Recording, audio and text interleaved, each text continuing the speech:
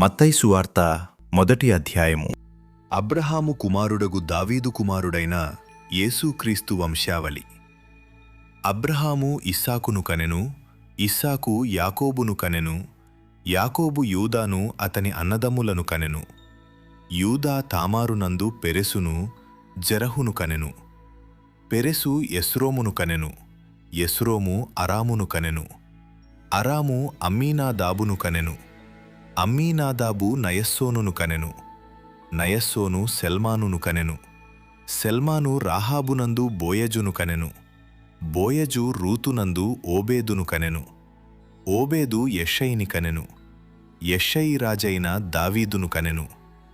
ఊరియా భార్యగా నుండిన ఆమెయందు దావీదు సొలొమోనును కనెను, సొలొమోను రెహబామును కనెను, రెహబాము అబియాను కనెను, అబియా ఆసాను కనెను, ఆసా యెహోషాపాతును కనెను, యెహోషాపాతు యెహోరామును కనెను, యెహోరాము ఉజ్జియాను కనెను, ఉజ్జియా యోతామును కనెను, యోతాము ఆహాజును కనెను, ఆహాజు హిజ్కియాను కనెను, హిజ్కియా మనష్షేను కనెను, మనష్షే ఆమోనును కనెను, ఆమోను యోషియాను కనెను. యూదులు బబులోనుకు కొనిపోబడిన కాలములో యోషియా యెకొన్యాను అతని సహోదరులను కనెను. బబులోనుకు కొనిపోబడిన తరువాత యెకొన్యా షయల్తీయేలును కనెను, షయల్తీయేలు జెరుబ్బాబెలును కనెను, జెరుబ్బాబెలు అబీహూదును కనెను, అబీహూదు ఎల్యాకీమును కనెను, ఎల్యాకీము అజోరును కనెను, అజోరు సాదోకును కనెను, సాదోకు ఆకీమును కనెను, ఆకీము ఎలీహూదును కనెను, ఎలీహూదు ఎలియాజరును కనెను, ఎలియాజరు మట్టానును కనెను, మత్తాను యాకోబును కనెను, యాకోబు మరియ భర్తయైన యోసేపును కనెను. ఆమె యందు క్రీస్తు అనబడిన యేసు పుట్టెను. ఇట్లు అబ్రహాము మొదలుకొని దావీదు వరకు తరములన్నీయు 14 తరములు. దావీదు మొదలుకొని యూదులు బబులోనుకు కొనిపోబడిన కాలము వరకు 14 తరములు. బబులోనుకు కొనిపోబడినది మొదలుకొని క్రీస్తు వరకు 14 తరములు.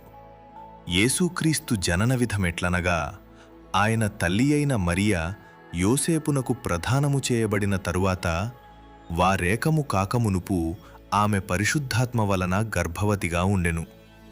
ఆమె భర్తయైన యోసేపు నీతిమంతుడయ్యుండి ఆమెను అవమానపరచనొల్లక రహస్యముగా ఆమెను విడనాడ ఉద్దేశించెను. అతడు ఈ సంగతులను గూర్చి ఆలోచించుకొనుచుండగా, ఇదిగో ప్రభువు దూత స్వప్నమందు అతనికి ప్రత్యక్షమై, దావీదు కుమారుడవైన యోసేపు, నీ భార్య అయిన మరియను చేర్చుకొనుటకు భయపడకుము.